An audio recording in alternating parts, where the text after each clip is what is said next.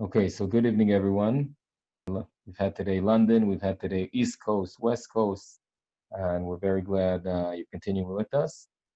Our final session from Go On with Love for this Sunday is, I think, a bit different than everything we've done so far. I'd like to share with you maybe my personal perspective. Those of you who have met me dealing with security for the past few months, I've been quoting an IDF Major General. I interviewed this guy for my podcast, and I asked him, we're talking about a major general in the IDF, one of the greatest military thinkers in Israel. And I said to him, Sir, if we want to stop Iran in Syria, what should we do? Now, you'd expect an IDF major general to say more drones, more missiles, cyber, whatever it is. He said to me one word. He said community. And I said, what are you talking about? He says, a community is the strongest thing you have. He said, the people who have deep roots in the land are stronger than any soldier. The soldiers come and go. The people is what makes the difference. If you want to hold on to the land, if you want your enemy to understand he has no chance, it's a community. So I keep on quoting this because it's a beautiful saying, very Zionist saying, I think. And talking about community, I think everyone in the world today is still experiencing very big challenges with COVID-19, the coronavirus, I think maybe its greatest challenge is the social distancing, the fact that we're going through this pandemic and we're not really physically together. So in Israel, for those from you abroad who are watching us, in Israel, we passed what we called the first wave. We're a bit worried about what's happening this week, but since I want to get to the point and give Maya the mic, I'll say in the Golan, we have some very unique challenges, the distances between villages and different things. And the people here feel that we've passed the first wave very successfully. So we asked Maya Shulman of the Golan Community Development Department and the Regional Council maybe to look back at the past few months, maybe try mapping the challenges and maybe look at what we've gone through and what can we learn from this for upcoming, I wouldn't want to call it crises, but upcoming challenges. So Maya, floor is yours, and we look forward to hearing from you. Okay, thank you. Okay, first of all, I'll say I'm a bit nervous, so please bear with me if I I get confused here and there. I'll try and do my best.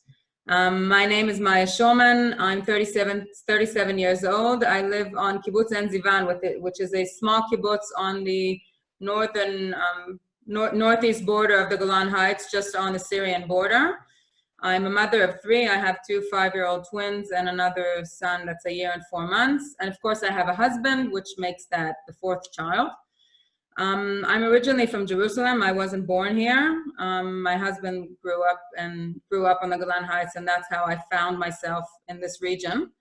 My dad's from Canada, my mother's from the United States, and today my family lives in those countries and in Australia and in London. So I've pretty much covered all the English-speaking territories that I could, but if there's any other ones, I'll try and send someone there too. A little bit about the Community Development Department. As Yaakov started saying, the department sits inside in the Regional Council on the Golan Heights. Basically, during the last 50 years of settling this region, I think we've came to see how the sheer fact of living in this or that settlement on the Golan Heights is a very, very meaningful part of the identity of the people who come to live here. And the Regional Council, other regional councils in the country have recognized the same thing about their settlements, but I think that here it's very strong. And the Regional Council was one of the first ones to identify that factor, and today holds a department of 6 people who work with the leaderships of the 32 communities that are in the Golan Heights to strengthen that local identity. And I'll explain in a minute why that's so important. So basically, during routine times, which are not the COVID-19 times, most of our work is done with the elected leaderships of these communities. They're elected they're elected by the people, by the settlements, the settlers on that community, about every 2 to 3 years. So most of our work is done with them. But many of the times we find ourselves, or find that our job gets us to engage with people, other people and other groups on the communities that have very different social processes that they want to promote on the community. And our job is to see how that could be done to the best of the whole community and not just to arouse problems. So basically the core of our mission is building a community identity, which is a sense of belonging to the place and a belonging to the people that you live with. And then the people who belong and feel that their identity is connected to that community, they'll engage in meaningful actions and roles on the community itself. And those would lead to strengthening the community. And then it's kind of, we kind of set into motion this role. What I want to show you for a minute is to go back and talk about the 5 components of community resilience. If I can get to share my screen, which I will try and do. Let's see. Yeah, I can do that. And let's see if I can make it larger. Yeah.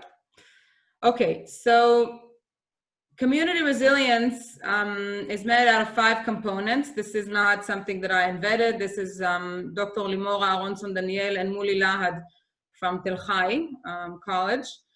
And you see that community resilience factors, the 5 main ones are leadership, which is basically the perception and the role that people have in the authority. It doesn't matter if it's the community or the regional council, but the trust that they have in the decision makers and the continuous of service delivery that they have during emergency times. The second factor would be readiness, or basically, just a minute, I have to move the picture out of the way. Okay, their familiarity with the role system during emergency times and their sense of readiness towards that emergency that they're going into. So if they know that they have, let's say, a responsible adult on the community and someone's running the show, so to speak, then that would be the readiness component. The third component would be the sense of community, which is the mutual help systems that people have within the community amongst each other, concern for others. It could be individuals, it can be groups, and the people's perception of their community's ability to adapt to different situations and to engage in conflicts and problems that can arouse on the community. The fourth component would be affinity to the place. It's a connection to the history of the place, the values, and the ideology that's held on that specific community. Now you have to understand that 32 communities have 32 different stories. Some of them are kibbutzes, which is a communal way of life, even though the kibbutzes have changed. Some of them are moshavs, which is a little bit more like small villages or townships in the United States, for example. Some of them are religious, some of them are secular, but each of them has a story, and that story has developed for as long as that settlement has been around. It's their ethos. Now, a lot of the settlement, a lot of the residents are new, or people that came during the last 10 years to these settlements. But their ability to connect to that story and say, this is my story too, even though I haven't been here, I probably wasn't even born doing part of the stories on my kibbutz, but it's still my story and my ideology and my values, and therefore I have a sense of connection to the place. And that's a very important part of community resilience, and it connects to what Yaakov said before. I mean, our ability to stand here on the borders and say, this is where we stand and we're not moving from here, doing bombings, doing wars, doing any other problem that can come across the periphery where we live on the northeast border is very important. And the last and final 5th component would be social trust, which is the general feeling of trust between the residents among themselves. Now, it doesn't have to be me trusting necessarily my neighbor or someone I know, but it's the fact that if I need help, if I get myself into a problem, someone, being people in the community, would come to aid. And that's the social trust. So these 5 components of community resilience are the 5 components that we try to enhance and try to work with during routine times on the settlements.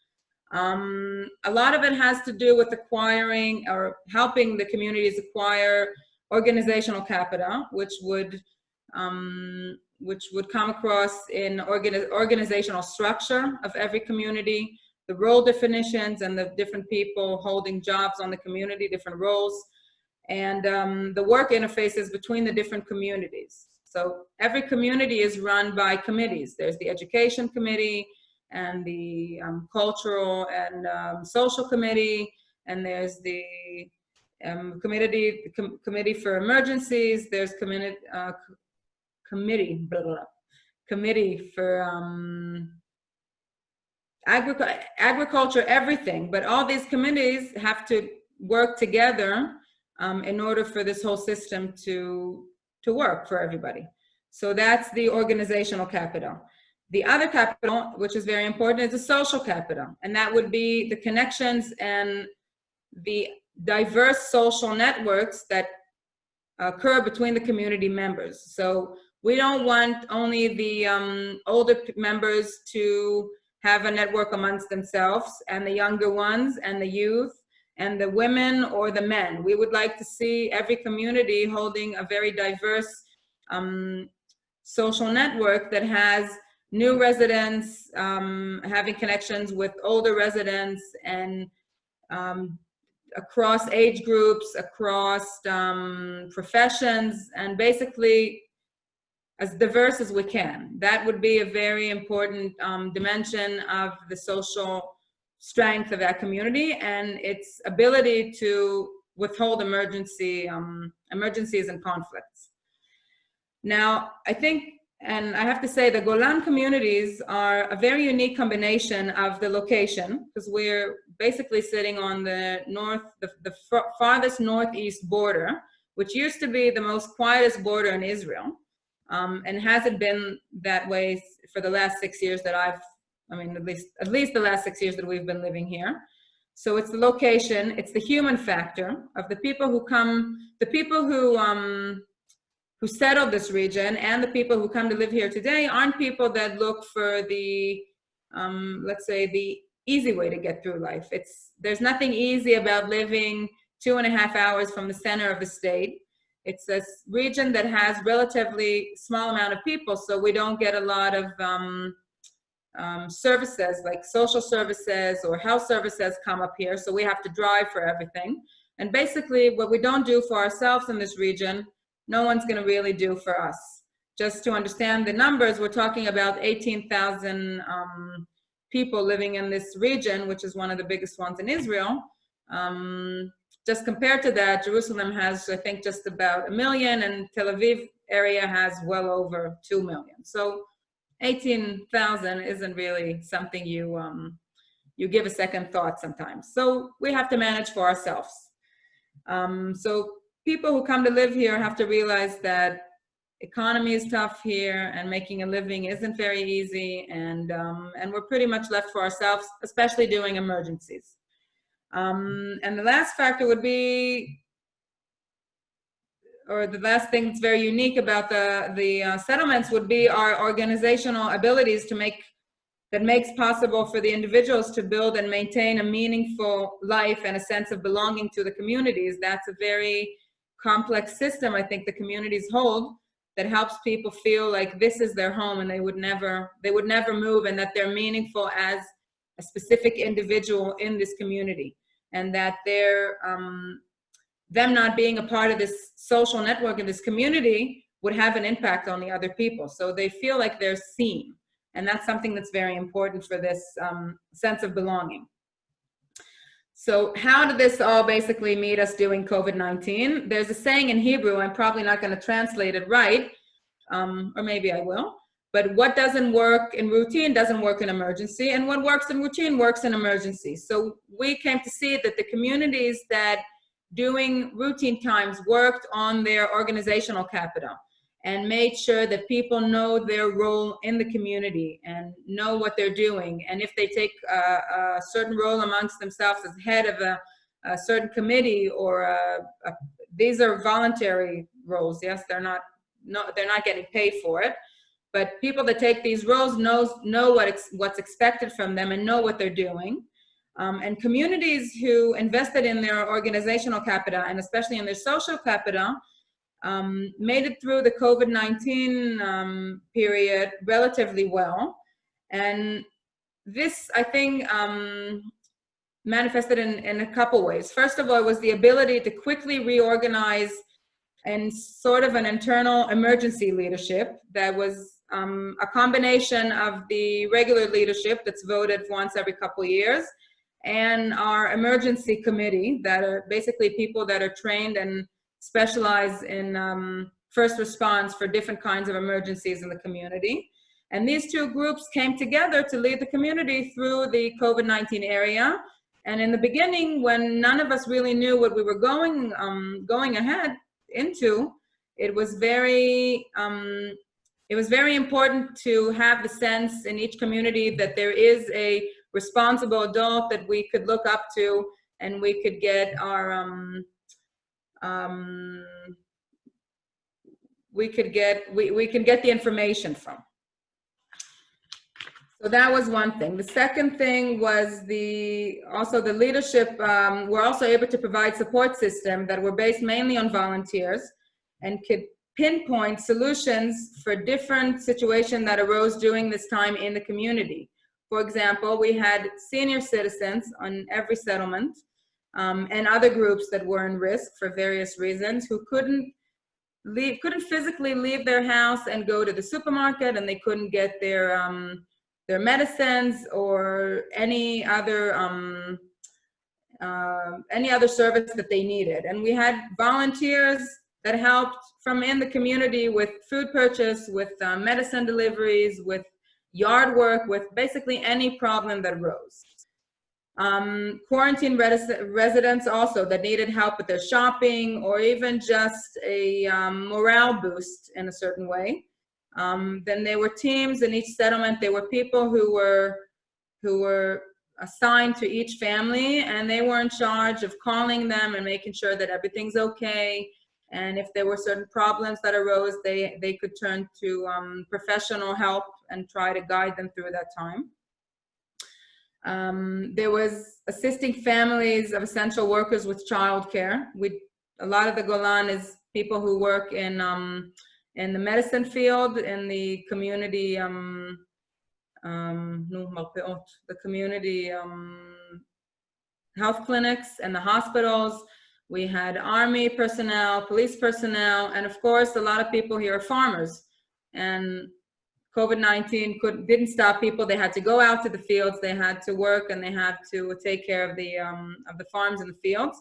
And the kids were at home, like every other part of the world. So they needed help with that. And some of these kids are special needs kids, and special needs kids that aren't in their normal environment. It's very, very difficult for that family to maintain a routine for these kids. So there were volunteers of each community that helped them, and specifically with the needs of each child. What else did we have? And of course we had reaching out to families within the community that came across financial problems. People were fired, some of them were put on leave for an unknown period of time, and life goes on. They had to pay their mortgages, they had to pay their any other bill or everything they came across to. So the communities have a unique inside support system of funds that belong to the community, and they could help those families through this time. And they still do that now, also helping people find new jobs where they need, or any other financial problem that they come across.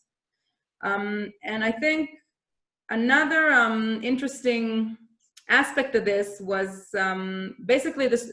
Small communities don't really know how to practice social distancing. That's something that we never trained for.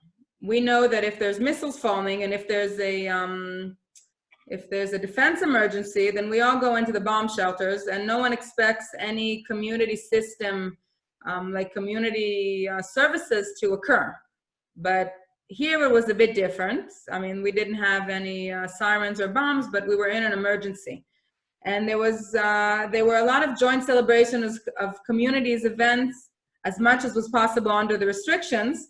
And the result was some very unique and creative community events around, for example, Memorial Day, around the Independence Day and Passover, and the Mimuna, which is the Moroccan celebration of the end of Passover. And that's a very, very social event that this year was still celebrated on all the communities, but it was celebrated under the social distancing. So it was a lot about being very creative and eventful, trying to keep the routine as much as we could to try and keep morale up on the communities. And the last thing would be basically the Golan working together as a region. So even though we're 32 different settlements that are very far apart of each other, also physically, the Golan is a very, very big region, and the settlements are very, very small. But the Golan still came together as a region, and I was highly recognized during this period with expressions of support between the communities, specifically the ones that had a relatively high percentage of sick members, people that had coronavirus. The neighboring communities would send reinforcing messages, small tokens of just to show their empathy and appreciation of what's going on in that community. Gifts that were usually made out of local products of the different settlements, and that's were an expression of solidarity and a way to lift morale on those communities.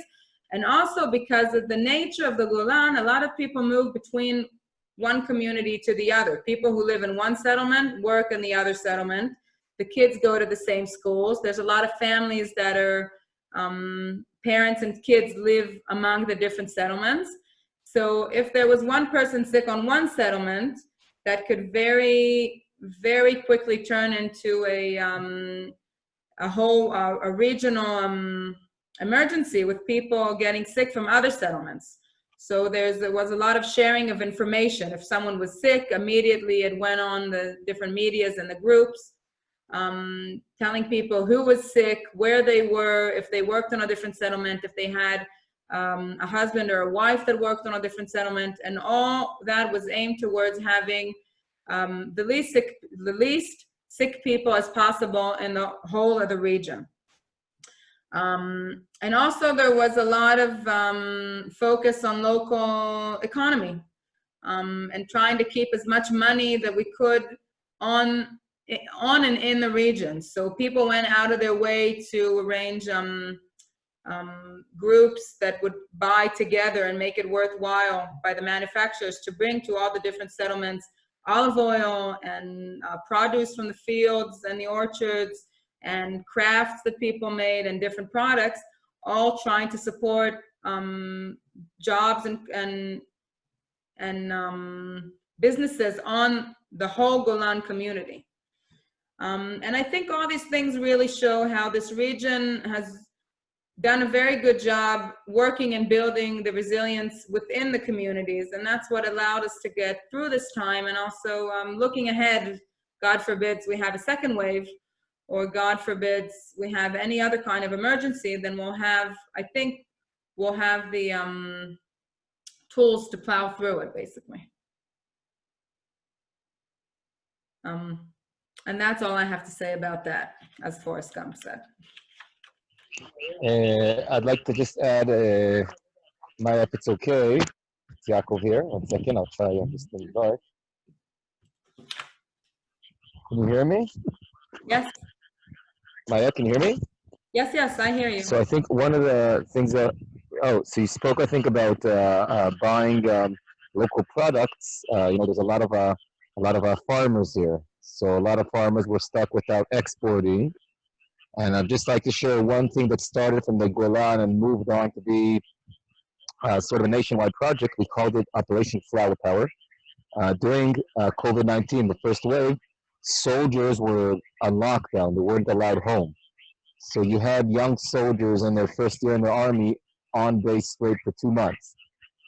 So what we did is we took flowers. We purchased. We fundraised and we bought from farmers who were losing their money. We bought flowers, peonies, and we were sending them. We were allowing each soldier was able to. We had almost 300 soldiers on the Golan write a letter to their family, and we brought it home. So that was so the farmers. So that's just an example for something that we did here.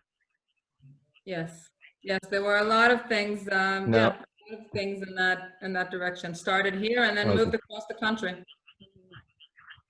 All right. Now I see Michael's asking, did any people move to the Golan during the pandemic? Um, so I don't, Maya, I don't know if you can answer it. Can you answer that question? Do we have? I can answer also because I'm the head of the demographic growth committee on my kibbutz. So I've actually had. There's been a lot more people who have called us during the pandemic and also after it, interested in moving to the Golan. I think it's people that had the idea in their head before that too, and because I don't think people who don't want to move into a rural area wouldn't. I mean, the pandemic wouldn't necessarily change their mind, but I think people who had the idea in their heads before that had time, because a lot of them were home, to explore that idea, go online, go on the websites, understand the consequences, the pros and cons of moving up here. During the pandemic itself, people couldn't move because basically by I'd say by law, but the guidelines from the Ministry of Health and the police said that they couldn't do that during that time. But we do have people that that went through the whole process of getting accepted to the community, and they are now during the summer. We have 5 new families moving on the kibbutz. I think people came to see the benefits of having a very close community. It's something that you have to work for. It doesn't just appear out of the blue like magic. People have to put a lot of work into building the community. But and that's only my personal experience, it's hard to me to understand how you can go through life without having sort of a safety net. So you work for it, but you gain a lot back. I'll just add a national number that was posted in the media 2 days ago. There is an increasement of 50% Yes. in people requesting to move to the country, to the rural area. Because COVID-19 really in the city, I had friends from Tel Aviv over 2 days ago, and they said, in the city it was hell. They were stuck in the building, they couldn't go out. The sense of community is much weaker. And here, I think it was easier to get through with all this community support and being in the country. Yes. I think Okay, that's friends. especially right for the different groups that were in risk. So, for example, senior citizens who, the more I speak to them, the more I understand they experienced this whole pandemic very different than me. I'm a young, healthy person. I only had my kids at home to deal with. But they were literally defined under risk and they could not leave the house. And a lot of them still have anxiety and health problems. And I think that living on a community, people saw them as an individual. They saw their needs and they helped them, and they knew that they would never face this thing by themselves. So they never have to. And I think that's something that's priceless for them. Okay, so I'll say sorry, I apologize, it's dark here. I'll just say, first of all, thank you very, very much. I hope everyone watching on Facebook and on Zoom learned something, and we invite you to create dialogue. You can contact us through FA I'll put the mail right below when we finish. But you can contact us, and we'd love to create a dialogue with you and your community. And this whole project is part of us saying, okay, we got through it as a sense of community. We want to share with you the sense of community. So this is from the Golan with love.